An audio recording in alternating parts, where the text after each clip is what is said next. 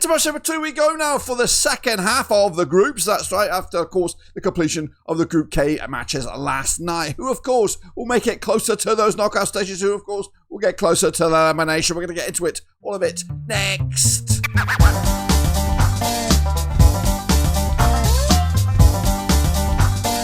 That's right, folks. Back once again with another video. Today we take a look at match number 2, part 2. That's right, we already dropped part 1 earlier in the week, but now, of course, for the back end of the groups. What am I talking about? Well, I'll tell you in just 1 second. If you know where you've been, smash your subscribe. You want subscribe for Blackburn Rovers World Cup predictions. That's right. We're going to all hear under one Ruski. Now it's the back end, the last 24 nations of this World Cup here. We're going to take a look at their second round of games in just a second. I want to shout out to the members of the Patreons. You know who you are.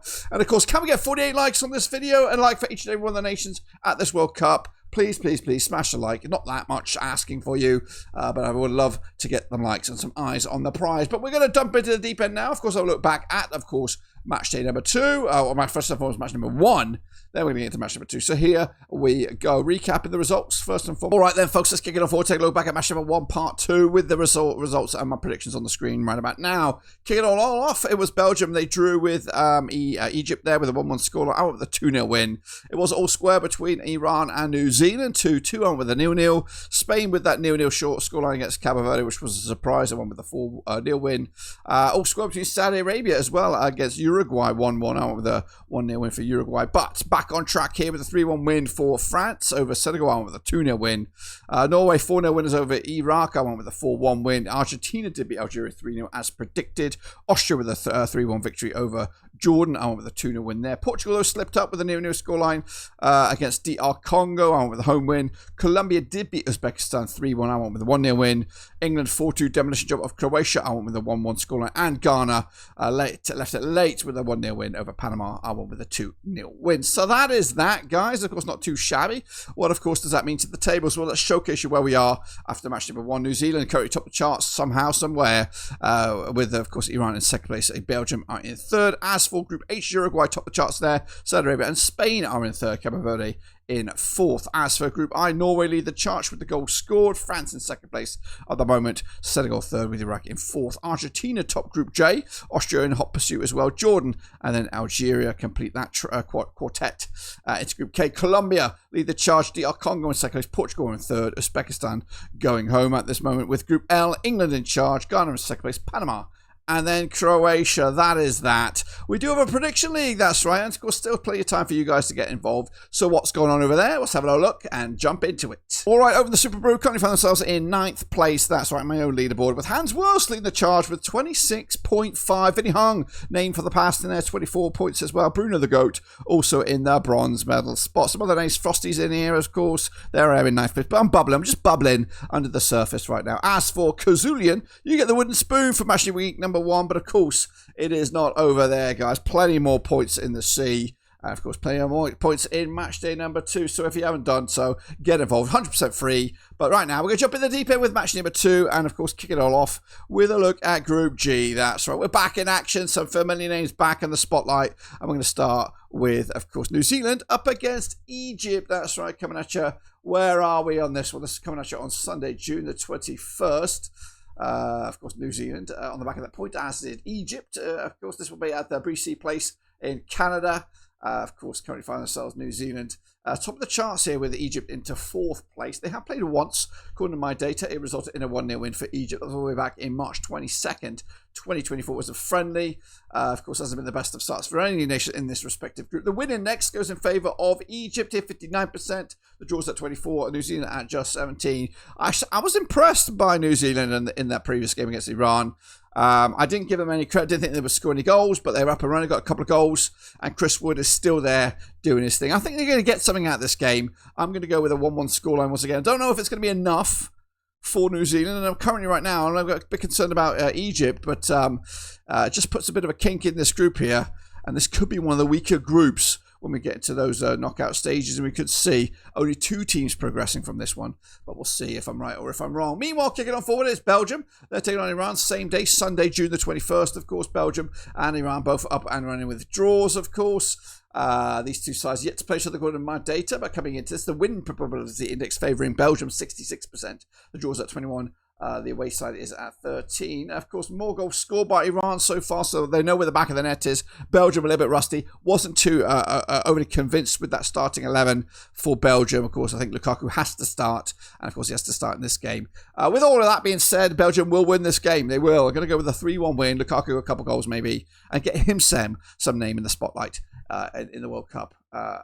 After match number 2. Into Group H we go now, and it's Uruguay taking on Cabo Verde. Cabo Verde were resolute against Spain. They were very defensive, but of course they do need some goals. These two sides yet to play each other, but coming into this, the win index favouring Uruguay, 63%, the draws at 24%, Cabo Verde 13%. The Cabo Verde, of course, getting a whole new lease of life in this competition. They qualified in quite good fashion as well, blowing out a lot of teams, or at least coming through quite convincingly when they were in the AFCON qualifiers. I think this is going to be a tough old game here. I do think the pressure was on that game for Spain, and they just couldn't handle the pressure. I do think Uruguay will break this Cabo Verde nation down. Don't get me wrong, they've got a new fan base. Everybody's second team now is Cabo Verde, but I can't see lightning strike twice. I do think Uruguay will crack them open, and that will be a big, massive win for Uruguay, and that, of course, could actually put them in the driving seat, maybe, for that number 1 spot. But of course, it will probably come down to that last game between Spain and Uruguay. Speaking of Spain, they're next up, taking on Saudi Arabia, also on the same match day, June the 21st, which is this coming Sunday. Of course, Spain on the back of that draw as well, as with Saudi Arabia. These two nations have played each other just 3 times, according to my data. 3 wins out of 3 for Spain, of course, with the most recent being a 5-0 win back in September 7th, 2012, of course. They also played in the World Cup way back in June 23rd, 2006. Spain won that game, just the 1-0 in the group stages in match number 3 back then. Of course, coming into this one, the winning index favouring Spain here, 86%. The draws at 9.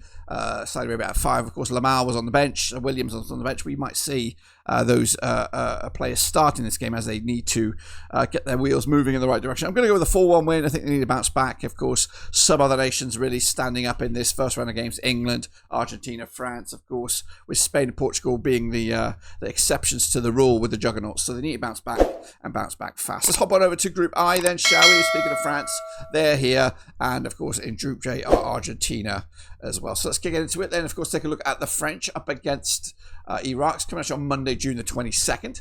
France, of course, in good shape right now, sitting second in the table. 80% form for them at the moment, winning 4 of the last 5 in all competitions. As for Iraq, they are winless in the last 3, including back-to-back defeats. These two nations yet to play each other, but coming into this, the win index is favouring France at 88%. The draws at 9%. Iraq are at 3. France look good, of course. Got goals in Mbappe already, which you'll use this game as well to maybe add some numbers to his goal scoring column. So anticipate a big win. Anticipate some goals. I'm going to go with 4-0 win here for France to kind of match that of Norway. And Norway are next up. They're taking on Senegal. What will be probably one of the games of the round right here, right now. Don't get me wrong. I thought Senegal were good against the French, but of course we're broken down in the second half. Of course, they have played each other just the one time. It was a 2-1 win for Senegal way back in 2006. It resulted in a 2-1 win for Senegal in a friendly. Coming into this though, Norway topped the charts here with, of course, their goals scored, of course. Senegal are in 3rd place, and we're good. They were decent in that game, but ultimately it does look like Senegal will be waiting for that game against Iraq to get their first and fourth win. But it could be, this game could go down the wire. 41% for Norway, 31% for Senegal in the index, and 28% is the draw. I actually 5 goals in this game, I do, and I'm going to go with a 3-2 win for Norway to make it back-to-back wins and maybe challenge for that number 1 spot in this group. And then into Group J, we go Austria up against Argentina. Of course, this one's coming out at the Dallas Stadium in Texas. Argentina, of course, 5 wins on the spin. As for Austria, 4 wins on the spin for them coming into this. According to my data, they've yet to play each other, or if they have, it's been a while. Coming into this, Argentina top the charts here right now with, of course, 3 goals, a clean sheet to boot. They've got their index as well, 60% in their favour, 16% in favour of Austria. The draw is at 24. Argentina look good. Again, we can look back at that foul by Lionel Messi. Maybe he should have been seen red.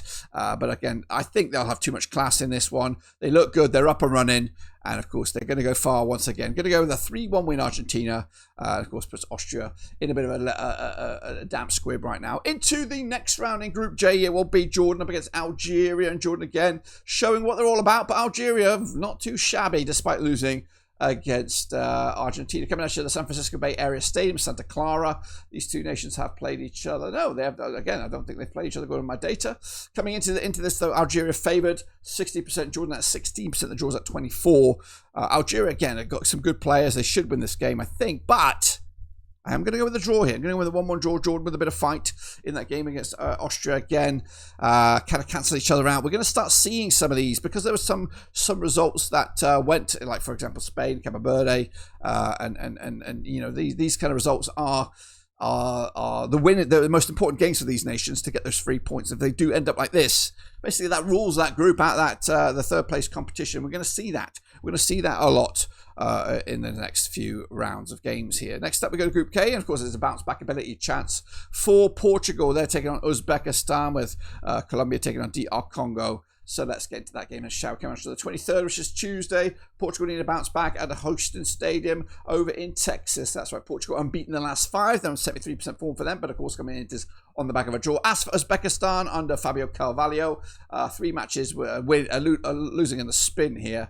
Yet to play each other, these two nations, but Portugal expected to win here, 78%. The draw's at 15. Uzbekistan the 7. Again, Portugal just too slow. All the ball, but just couldn't create any chances, and trying to feed Ronaldo. I think we've got to revisit that. They've got a really good team here. If they choke here, if they choke in this game, oh my gosh, they need a win. I've got them winning it 2-0. We're not impressive, but again, just get the wheels moving, get that win, get the crooks off your back, and then you never know, you might start to click in a gear and get something moving. But I think the pressure is on them right now to get the result. Meanwhile, no pressure for Colombia. They're taking on DR Congo. Coming to the Estadio Guadalajara in Mexico Stadium there. Of course, Colombia top of the charts at the moment. 3 wins on the spin under Néstor Lorenzo. Up against DR Congo and the Sebastian de Sabre. They're unbeaten. Winners in the last 3, though. They're on 33% form, of course, coming into. It's yet to play each other, these two nations. 64% for the winning index for Colombia, 23% the draw. DR Congo at 13%. Of course, DR Congo with a point, but they need to get the result. Of course, that could go down to the final game. Probably will go down to the final game because I've got Colombia nicking this one as well. 2-1 win. That makes it back-to-back wins and puts them in the driving seat for the title, if you like, in Group K. But it could still go down to that last game. Into Group L we go, and we're going to wrap it up here with England taking on Ghana. That's coming at you over in Group L. Of course, Boston Stadium, Foxborough. England under Thomas Tuchel, of course. 3 wins on the spin. Up against Ghana, second in the table right now with a win themselves. Carlos Queiroz, ex-Man United assistant, former Real Madrid coach as well. Both sides have played each other just the once. It resulted in a draw. That was back on March 29th, 2011. 1-1 scoreline, I believe it was in England. Coming into this, though, they win the next favours the winners, that is England. And this one, 78%, the draw's at 15. And Ghana is at 7. I'm going to go with England here, 3-0 win. That should put them champions of the group and, of course, put them in a good position to go on a deep run in this competition, which, of course, I think we all expected. And then finally, it's Panama taking on, of course, Croatia. Rocking the shirt here, courtesy of Fanatics. Thank you very much, Fanatics, for hooking me up with this one. Make sure you check out the link for the Fanatics storefront down below. But Panama taking on Croatia, both losers in the first round, coming at the Toronto Stadium in Ontario, Canada. Panama sitting in 3rd right now, just 1 win in the last 4. Up against Croatia, just 1 win in the last 4, and there's Zlato Dalic they need to get the wheels of momentum moving. Yet to play each other, these two nations, but coming into this, of course, the win index favouring Croatia, 61%. The draw is at 24, Panama at 15. Croatia got goals. They looked good in the first half against England, but once England really ramped it up a little bit, they were passengers in on that game. So they need to bounce back. As for Panama, looked lively against Ghana, but just couldn't put the ball in the back of the net. This one, though, going only 1 way, and that's going to be a 2-0 win for Croatia, and that will set us up nicely for matchday number 3, of course. But make sure you get involved with the Super Brew, 100% free, bragging rights on the line. But until then, subscribe, smash the like. I'll catch you all later, but until then, we are done.